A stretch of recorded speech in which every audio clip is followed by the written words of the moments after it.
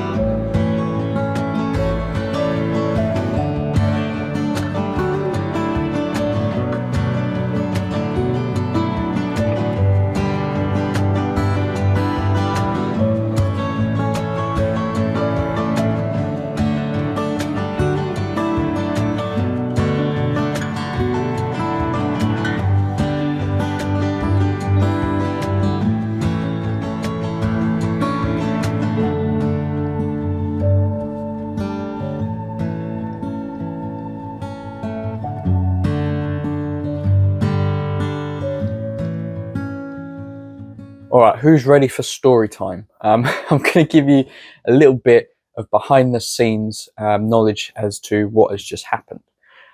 So basically, I watched the Sailaway and got my food, as you saw, and I came to return to the cabin to record the next part of the video, which I'll be doing after this bit. But when I got to the cabin and I tapped the old card on the door, it wouldn't open. Which isn't too much of an uncommon feeling. It's quite common, I guess, for cards to get demagnetized, is what they call it, which is when you can't then access your room because it's the card has been corrupted and it can't verify that you should be there, which is always a pain because then you have to go down to reception, and that's what I did. I went down to reception and I reported it to them, and they checked to see if there's any issues with it. Which they said there wasn't because they use RFID technology now rather than scanning it, so it's a little bit different. But they said there wasn't any issues, so they reprinted the card, which is what they normally do, and said basically if you still can't get in with this new card, then give us a call and we'll send someone up to help you out. So I said that's fine. So as I left reception, I went, as I was walking down my deck 10, there was a woman who was having the same issue, who couldn't get in her room, and I was like, oh, so this is going to be one of these things, and it's just going to be an ongoing issue. So I got to my room with my card, and I tapped it on the reader, and it let me in. It was absolutely fine. It was completely resolved. But it's just one of those little things. I think anyone who's been on a cruise will probably understand that. It's not uncommon for me to have to replace my cruise card at some point throughout the holiday. It's quite a common thing, either because I demagnetize it by having it too close to my phone, or I lock myself out of my cabin, which is what I did on Britannia, which I'll never forget. But yeah, so that's just a little insight into what happened just now. It wasn't anything interesting to record, that's why I didn't do it. But yeah, we're going to continue from where I planned to. So let's cut back to the video. All right, so that is it for our short time in Gibraltar. It was very busy there, which I was quite surprised at. But then when I think about it, we probably just dumped like 7,000 people into that place. So it probably would have been busy when you think about it. But it was all right. I had a little walk about. It was interesting, really, because it kind of felt like a hybrid between Britain and Spain, which is exactly what Gibraltar is. But it was weird to kind of experience that. You had people kind of walking around who were speaking British. Everything was in English, but we were closer to Spain. It was quite a strange thing. And they drove on the right side of the road as well, which I didn't expect, because I thought that any British place they drive on the left, even if it's overseas or anything. I think Tortola is another one in the US Virgin Islands that is obviously British as well. But I'm sure they drive on the left there. So that kind of threw me a little bit. But it was weird. There was a lot of sort of British things there. The one that I noticed is when you get to like the edge of the pavement to cross the road, where it says "look right," like on the road, so you know which way to look. Which was always the opposite of what I thought, because in England they drive on the left, and because there they drive on the right, you have to look the other way. Anyway, that was Gibraltar. I'm getting carried away. That was Gibraltar. The weather feels quite cold today. I think it's quite windy, which is making it feel a lot chillier than what it is. But apart from that, it was nice. The sun did come out towards the end of the Sailaway, which was nice, and it did feel really warm, but that wind kind of just really brought a chill to the whole thing, so that wasn't ideal. But we're making our way now. We had an early departure. We actually left at about 3 o'clock towards our next port of call, which is, geez, what is it? I want to say Alicante, but I'm not entirely sure. So don't quote me on that. We'll find out tonight once I get the horizon paper, and I'll be able to confirm that. But yeah, I think we're going to chill out a bit, maybe get a little bit of late afternoon sun, if I could risk not getting burnt, and we'll go from there. So cue the outside footage.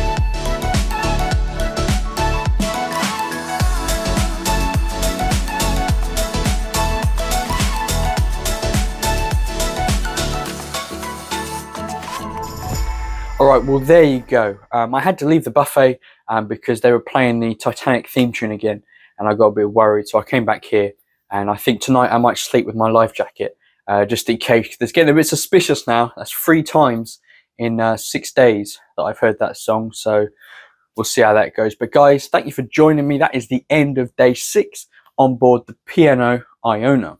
As you can see, this is our current location here as we are heading east towards our next port of call of Alicante, which we will arrive at tomorrow morning.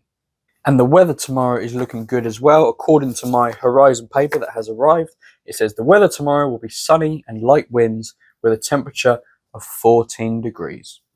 I'm happy with that. I'm happy with that. I can also see by looking on here that there's, I always drop this bit, that there's a new show. Where is it? Here it is. There's a new show in the SkyDome, which is good. Something a bit different. And yeah, that's about it. So make sure to join me tomorrow as we explore Alicante for day 7 of our cruise on P&O Iona. Nearly halfway there. We're nearly halfway there, but we're not quite. So we're going to hold on to it because I don't really want to go back. I've become quite accustomed to here. I like the room. I like the balcony. I just want to stay here.